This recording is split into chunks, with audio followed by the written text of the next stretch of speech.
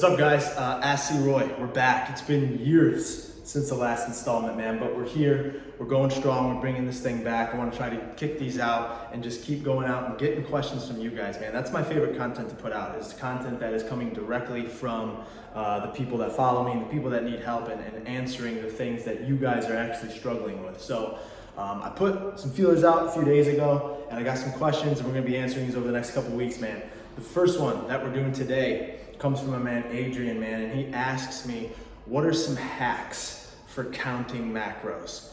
And then secondly, what is a good ratio for fat loss / muscle gain, right? So how do we know if we're on a good path as far as trying to recomposition our body?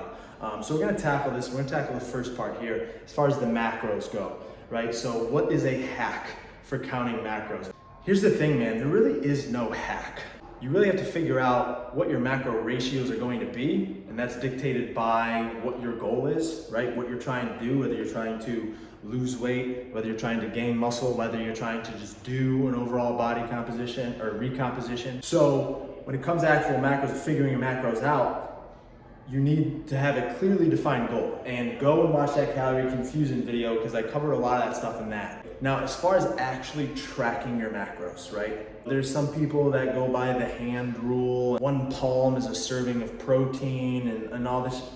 I don't really like that stuff because it's so subjective, right? Like there's just a lot of variables that go unaccounted for when you do something like that. Now, a rule like that, is that okay for most people most often that are maybe just sedentary and just trying to eat healthier? Sure, it is. It's easy. It's a low barrier of entry. But for any kind of more serious athlete that's going for a specific goal, we need to take a little bit more specific measures, right? So when it comes to counting macros, man, there really is no hack.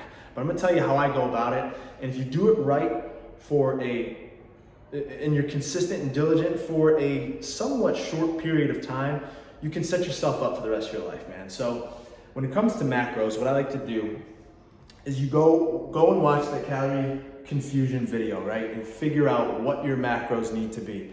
And when you figure out what your macros need to be, you can start to kind of break it down and just do some simple math as to what your macro breakdown should be for each meal, right? So for a very simple, clear example, we'll just do 4 square meals a day, right? So if we had, right, and say this is just a general, person that needs, we broke their stuff down, they need 2,000 calories a day, right? They're just a basic, we'll say this is a female who's looking to, maybe recomposition her body a little bit, right? So generally, roughly 2,000 calories. We're looking for maybe 120 grams of protein, 240 grams of carbs, and roughly maybe 60 grams of fat, right? That's gonna break down to roughly 2,000 calories. That's the macro breakdown. Now we know we got 4 meals, right? 4 square meals, and these are our macro breakdowns, which means these 4 things need to be divided up into these 4 meals. So you essentially just do simple math, and you're gonna divide each of these by 4. So 120 divided by 4, that's 30 grams of protein per meal. 240 divided by 4, that's 60 grams of carbs per meal. And 60 grams of fat divided by 4 is 15 grams of fat per meal, right? And that's gonna be the same for all 4 of these meals. Very straightforward, very basic, right? Now, when I say there's no hacks, there's no shortcuts, there isn't. And for a good month or so, I actually want you to get a food scale, and you're going to be weighing your food. You need to see what 30 grams of protein looks like. You need to see what 60 grams of a carbohydrate looks like, right? What does 60 grams of carbs worth of rice look like? What does 60 grams worth of potatoes look like? And actually look this stuff up, man. Get an app, MyFitnessPal, Chronometer, that's the one that I typically use. And once you do this for a month and you're consistent and you're diligent with it, you start to see, right? And you start to get a feel for oh, I've seen this, 45 days in a row. I know roughly what 30 grams of protein looks like. I know what 60 grams of carbs look like. After I see it and after I eat it, I know how it feels in my system after I eat it. You get a feel for it, man. You get an eye for it, and you start to understand how to construct these meals, right? And once you know that, once you're comfortable with that, then you can do away with the scale, right? And you kind of set yourself up long term for being able to identify these things. And then even on top of that, like that's where I am 90% of the year.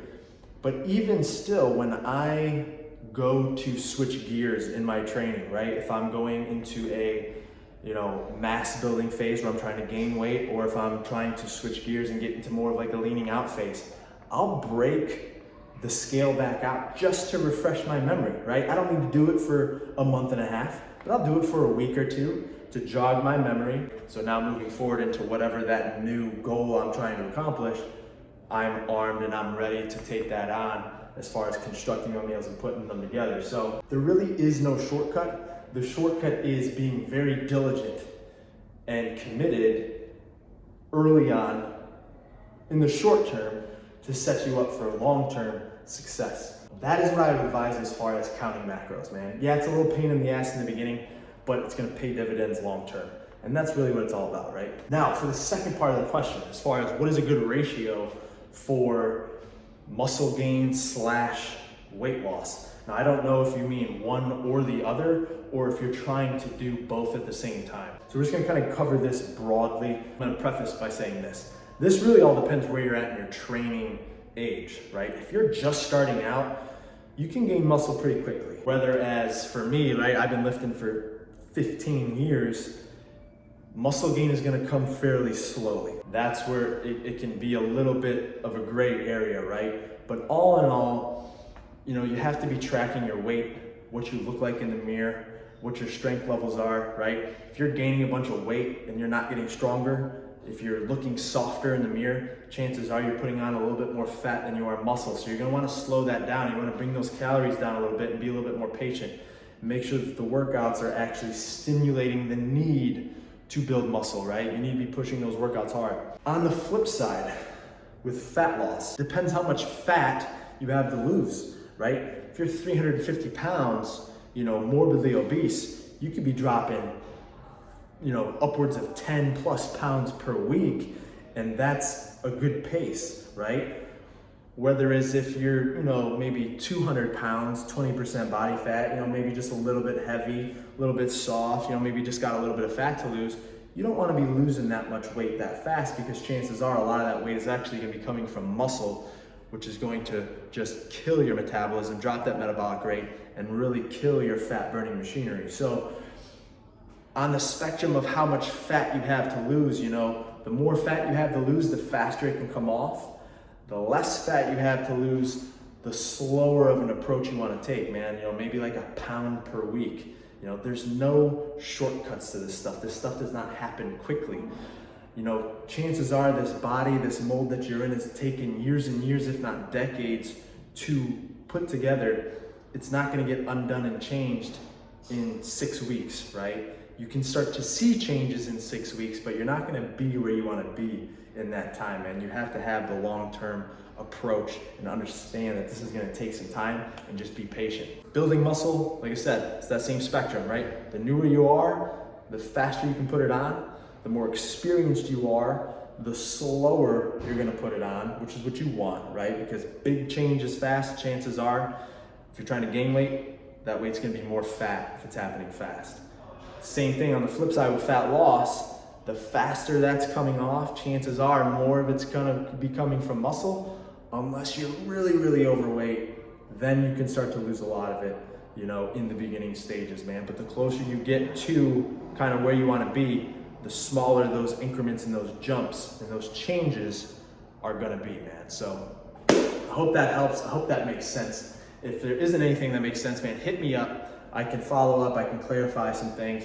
But appreciate the questions, man. I'm gonna be putting these out a lot more. Hit me up with your questions. Hit me up with any follow-up questions you have on what we covered today. Thanks for watching. We'll see you on the next one.